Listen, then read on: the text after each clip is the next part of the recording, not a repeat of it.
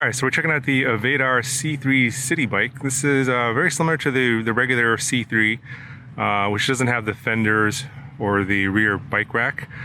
Comes about 90% assembled, so it already comes with the rear bike rack on there. You just have to install the front tire and the front fender, also the seat and the battery, and also the handlebar. So it didn't take too long. Typical for a lot of e-bikes, pretty easy to assemble, and the instruction manual is pretty good. So I believe there's an instruction or an assembly guide on their website. I'll link that in the video description if you happen to need that.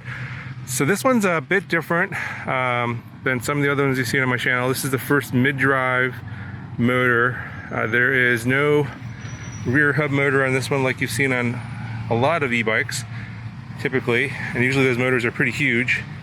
This one only has a 250 watt motor here in where the crankshaft is, and it doesn't actually need to be that powerful because it actually uses the gears and the whole shifting system to give you a, I guess, leverage and advantage when you're riding. It's actually, in my opinion, this is a much better system, actually why it's more expensive. Regarding the shifter or the derailleur system here, we got pretty nice derailleur and cassette. It's the Shimano Altus, a little bit higher end than what you've seen on a lot of other e-bikes. 8 gears in the rear, 2 in the front for 16 total. And there's a torque sensor. I'm not exactly sure where that is, near the rear motor here.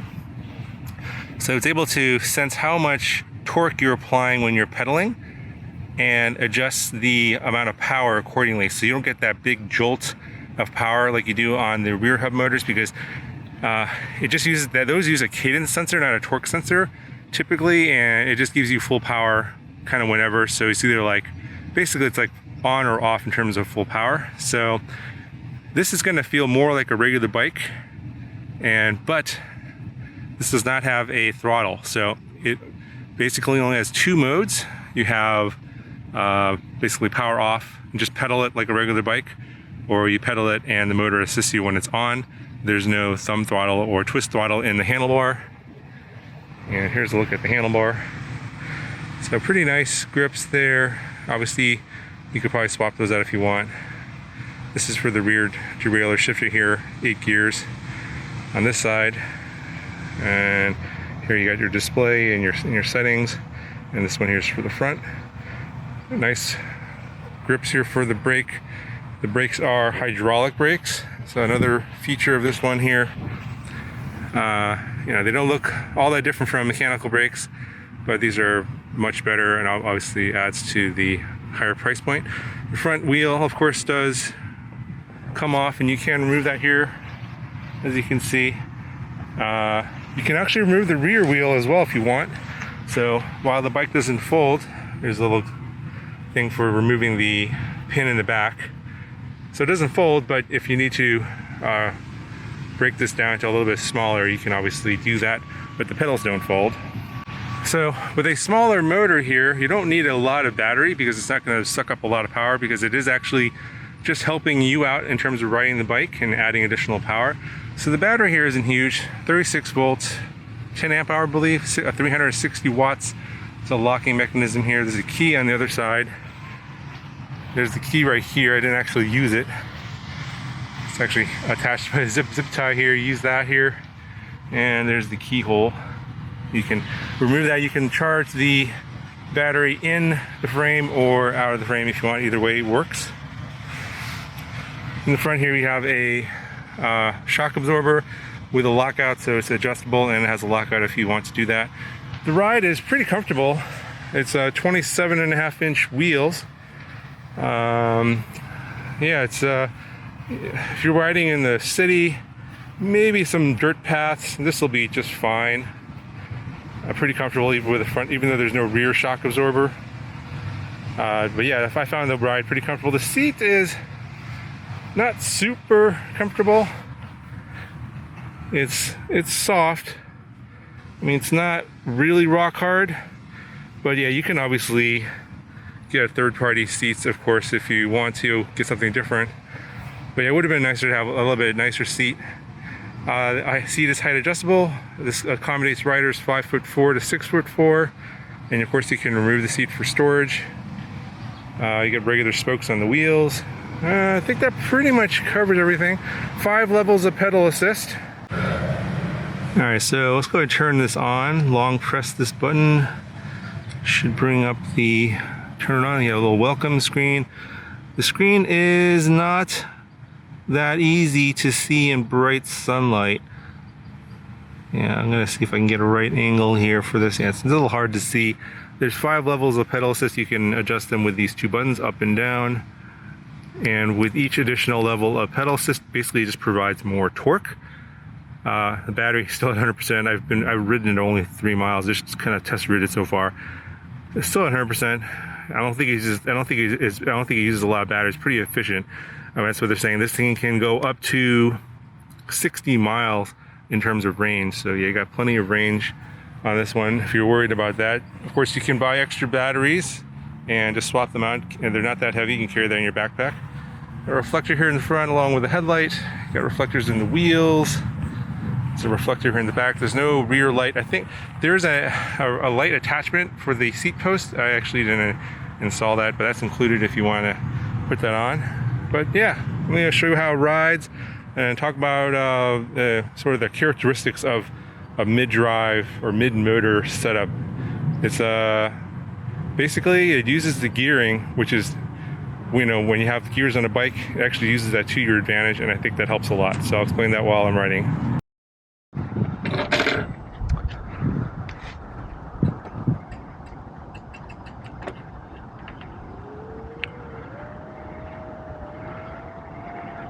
Alright, so I'm going to try to explain this while I'm riding. I'm in 6th gear in the bike here, and basically as you pedaling, you can hear the motor. I'm not sure if it'll come out in audio or not, but as you pedal harder, it'll provide more power so you can go faster. So you're providing the torque, and eventually it'll catch up, so you'll have to adjust the gearing so that you don't run out of pedal. So I'll show you what I mean. I'm going to drop this down. And the gearing is really smooth on this one. It's obviously because it's higher end. So now all the way down to 1st gear. And you kind of hear the motor whine is a little bit different sound. But right now,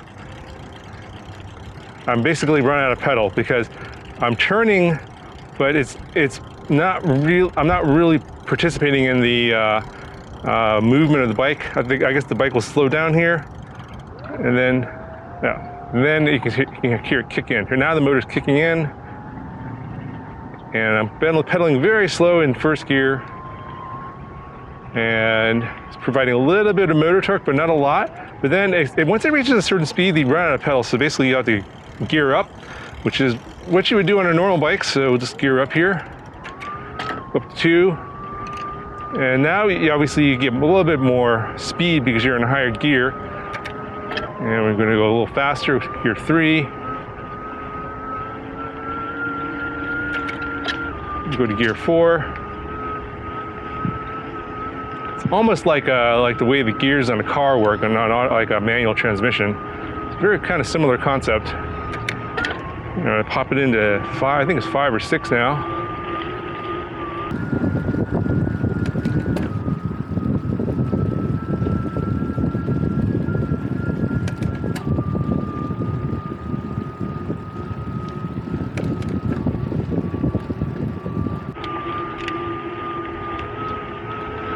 But yeah, as you get more speed, you're going to want to gear up as you would if you were just riding it as a regular bike. So if you're wondering, how do I ride this bike? It's electric. There's really not much to think about. You just ride like a regular bike, and then the motor just assists you. And of course, it's going to help you the most when you're going up hills, and that's where the motor is going to be most helpful.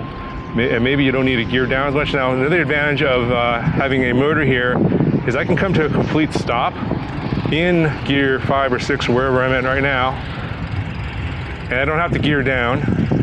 It'll provide torque right off the line. So I'm stopped here, and Yeah, as soon as you turn about a quarter of a turn on the crankshaft, the motor kicks in, and even though at gear 6, I don't. It's very easy to get up to speed right away.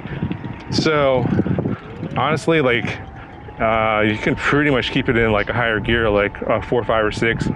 And as long as you don't want to go too much faster, you can kind of leave it there if you want. You don't want to feel like you want to change that, because it's got, the motor still has plenty of torque, even though it's only 250 watts, but it is using those gears to take advantage of the leverage. But yeah, pretty easy to ride, and this mid-drive motor sure definitely, I think, makes it more efficient. You can get a lighter setup, so the bike only weighs 60 pounds, instead of something that's with a bigger motor and bigger battery is going to be like 70 or 75, maybe 80 pounds. So that's a big difference in terms of the bike and if you're going to be traveling with it. So the riding experience of the mid-drive motor is probably the most similar to just a regular bicycle compared to all the other e-bikes that I've reviewed, and also probably the nicest experience in terms of the riding experience compared to a lot of lower or cheaper e-bikes out there with the hub motors in the rear wheel. And another thing about this bike is, because it looks like a regular bike, it doesn't have that sort of big battery hanging off the back or in the middle of the frame that's really obvious. It makes it look like an electric bike. I think that's going to make it a little bit less noticeable, especially to perhaps people that might want to steal the bike, and that sort of the battery being placed within the frame, kind of stealth looking. It just looks like a regular bike and attracts less attention from people that maybe you don't want looking at the bike and thinking it's an electric bike. Now, that being said, while the experience is probably the nicest of all the bikes I reviewed, it does come at a cost, and this is also the most expensive bike I've reviewed. I've looked at some of the other sort of higher end electric bikes out there, which do also have these mid-drive motors, and this is probably the least expensive one that I've seen. There might be other ones out there that are less than $2,000. If you know of any, let me know in the comments below. I wasn't able to find any. Most of the ones with the mid-drive motor were around $3,000. That was probably the average price. So this is definitely on the cheaper side. So with all that being said, this bike does not have a throttle. So if you're one of those people that wants to use the throttle and not pedal, this bike is obviously not for you, because I know there's a lot of people that get an electric bike because they maybe want to pedal occasionally, but want to mainly use the throttle to get around, and maybe even go up hills, etc. So if that's you, then this bike is not going to be free, because in order for the motor assist to kick in, you do need to be pedaling. Anyway, that's going to do it for this video. A link down in the video description if you want to check it out. I do have a playlist to my other e-bike reviews. If you want to check out some of the e-bikes that I reviewed in the past, there'll be a link down in the video description. That's going to do it for this video. I'll talk to you guys in the next one.